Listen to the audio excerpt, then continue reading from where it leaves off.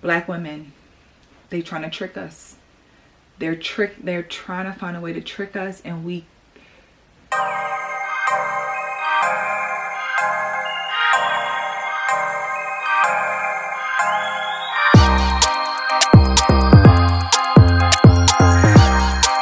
Hey y'all, welcome back to Just a Girl Talk. My name is Janine. If you are new here, please be sure to subscribe so you never miss an episode. So as you guys can see, I'm in my most natural state, which I love and adore. But I didn't have time to do the glam because we had to have a real heart-to-heart conversation, right? Black woman to black woman, let's have a conversation, y'all, because I haven't been going live on TikTok. I've been on, just took a break, enjoying life, and so much has happened. So much has happened. There's this, I don't know, I wouldn't call it new, but it's new to me, and I think it's new in America and the Black community, this 4B movement that I've been hearing about. Someone brought it up the other day, and I was like, I never heard of that. And my girlfriend asked me, and I was like, I don't know much about that. I don't know. And then I did some research, and I went down a rabbit hole of TikTok videos, and y'all, let's really have a conversation, right? We talk all the time about, how we want to do better, and we want to have great lives. We want to live a soft girl life. We want to live a luxurious life. And in my opinion, living a soft girl life, living a luxurious life that you can be in your most feminine state, it does not equal being by yourself, right? So this 4B movement is very similar to the feminist movement. So from my knowledge, from my understanding, the 4B movement is something that has started in Korea with Korean women who are basically removing men from their lives based on how they have been treated and abused by those men and, over there, right? The thing about it is, for some reason, we as Black women, we don't have a mind of our own. We don't think for ourselves. And someone got hip to it like, oh my God, that's what we call it. We are going to do the same thing. Knowing y'all. We know the stats. I know the statistics. I know the DV rates. I know about, the sexual assaults, all the things. But we can't sit here and act like we are dealing with the same treatment that the women in Korea are dealing with when it comes to men and women. We can't. We cannot try to make that our story. And it has never been our story. We have just not been this oppressed group of women by our men were the ones doing it to us. And that's not the case. So what it is doing, from what I'm seeing, we have all these women who are now a part of the movement. Like, I've been a part of the movement. I'm a part of the 4B, and this is what we do. We don't, again, they're not having children with men. They're not having sex with men. They're just removing men from their lives altogether. And we know that in America, in the Black community specifically, I hear this all the time about we're decentering men. We don't need men.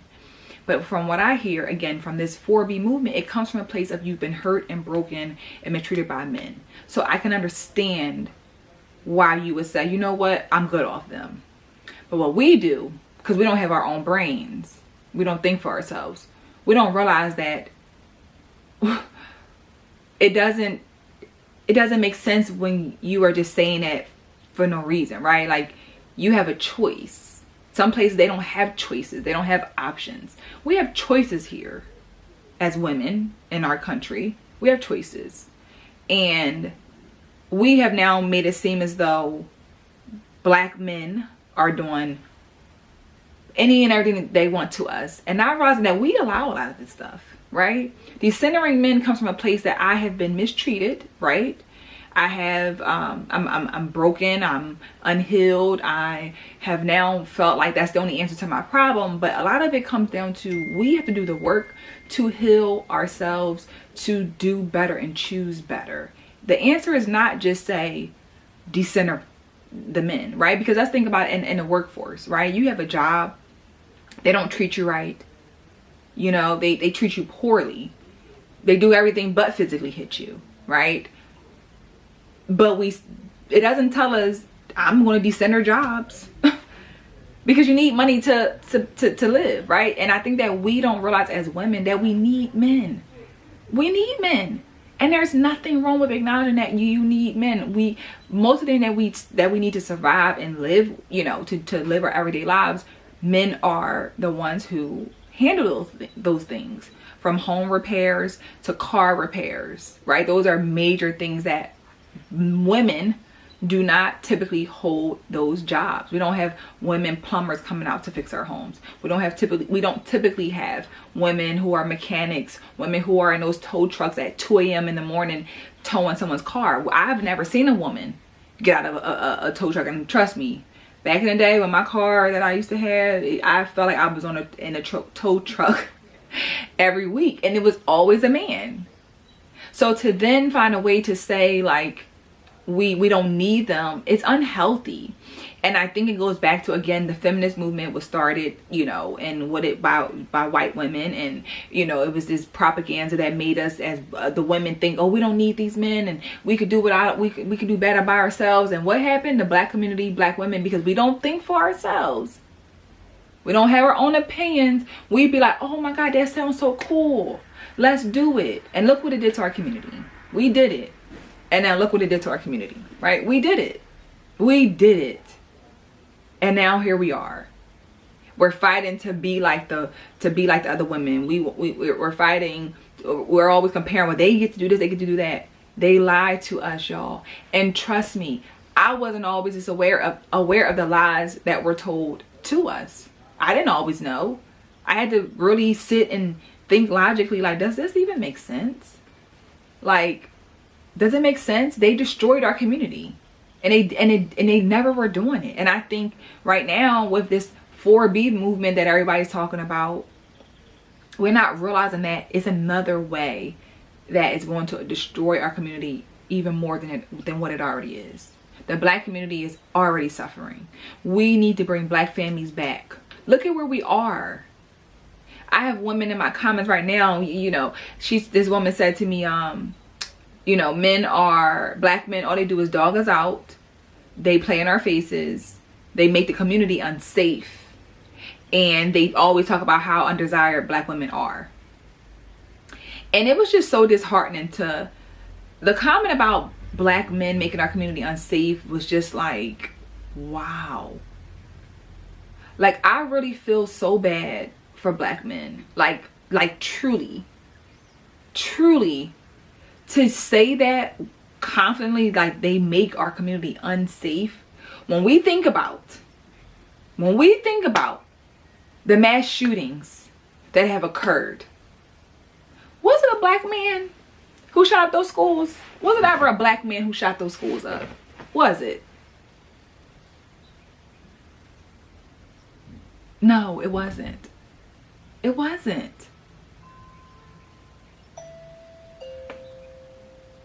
It wasn't. Black men have been fighting for us since the beginning of time, risking their lives for us. There are black men who are sitting in prison right now because they risked their lives. I have had students of my own, black boys, not even black men, black boys who are sitting in prison because they were risking their lives for their mother, their black mother. You hear what I'm saying? So to see that comment, it was just like, wow. Like, who hurt you? Who hurt you that bad? Because I want you to heal, sis. I want you to heal. I think that we have to start thinking for ourselves. We have to start thinking about families, communities. These things are created as a way to keep us drawn apart. And I want us to have more family, more of a community. It's a village. The village is lost. You know, people don't care about marriage. People don't care about family. People are all for self. And the black community, amongst black women, all we care about is our babies. I just want my baby. That's all I want. I want a baby. That's it. That's all. Forget the man. I don't need no man. My baby don't need no father. I watched this podcast with my husband the other day where the woman was very honest, and she spoke about how her mother still to this day told her that her son doesn't need a father. He don't need his father. She told him that from the beginning. He don't need no father. He don't need no father. But like, so things, they put the stuff on our head, y'all, that is damaging to us.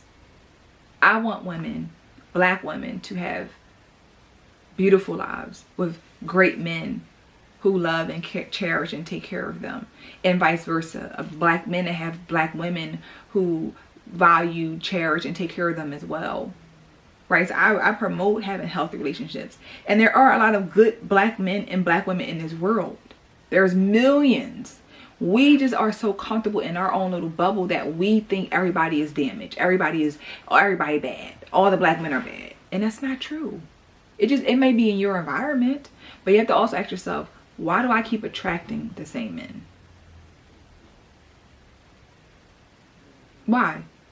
Something about me says dummy. Something on my forehead says dummy, that I keep attracting the same type of men. It has to be me. And that takes a lot for a woman to finally sit down and say, okay, maybe it's not everybody else. Maybe it's me. Maybe I'm the problem. Because running away and getting into this movement of we are now the 4B, men don't matter, we don't want them, but men want us. My girlfriend asked on a live earlier, she said, you know, if you are a boy mom, what do you tell your sons? What are you putting out there to your sons? If all women are decentering men, we don't need men, we don't need them to survive, we don't need them for anything, what chance does your son have in this fight? Because I'm worried for my son. I'm very worried for my son. Very. If this is I'm worried, y'all. I am. I really am. I think as I've grown older and I've just taken time to learn and not make it so personal about me, I've known better now. I know better. It's very clear to me now what's happening. And then when I was younger, it wasn't, because I was a child. I didn't know. I didn't have the information. I couldn't do my research. I was still in this feminist mindset of, oh, the women are this and women are that, which I love women. I adore black women. I love women in general. But I know that it takes two. We have to all do the work. All men are not bad, just like all women are not bad. I think that we equally have to do the work together to change a community. But nothing benefits a community if we don't work together. And I think that's the part that I think that we're losing sight of. We're losing sight of us just, I'm gonna go my way, we don't need you, you don't need us. And that's not how God intended it to be. He intended for us to be here together, to work together. My husband, he did like access, found the statistics on how many black men are currently incarcerated, and he asked his friends, family, and everyone. I promise, we all gave like these super high numbers. Just black men, not comparing them to other races. I was going off of that, but it was like 50%. You know, people are like 60, 30, 40. We're giving these high numbers because we've been told that black men, or all the black men, are in prison, and it's like 3%. Of all black men. We have the highest rates amongst other race, but when you talk about just black men, it's a very, very small number. But we've been told that, like, so we think that they all in prison. And you be like, wait, it's only 3%? That's it?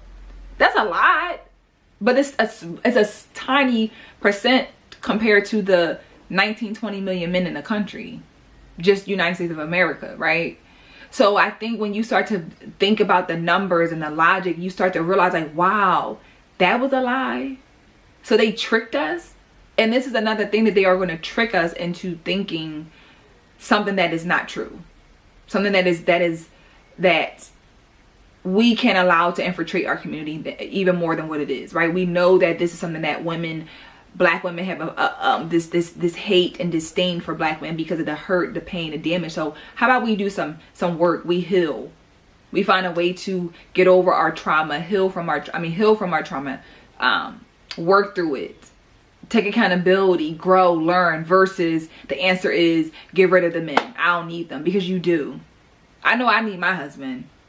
As much as he drives me crazy sometimes, I need my husband, and I want my son to also know that he's needed as well when he becomes a man and has his own family.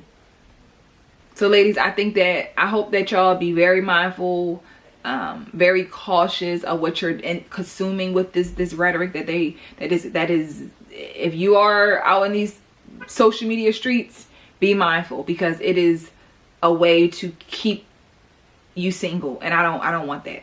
I think if you are living a happy, healthy life, you deserve to spend it with somebody who's also healthy and happy themselves. Okay, so let me know your thoughts in the comments about this 4B movement. Tell me what your thoughts are. What's your interpretation of it? Just drop it below. Any woman of any race, what is your opinion on it? Let me know. Again, thank y'all for watching another episode. I hope that you guys enjoyed this conversation. Be sure to subscribe, and I will see you guys in the next episode. Bye.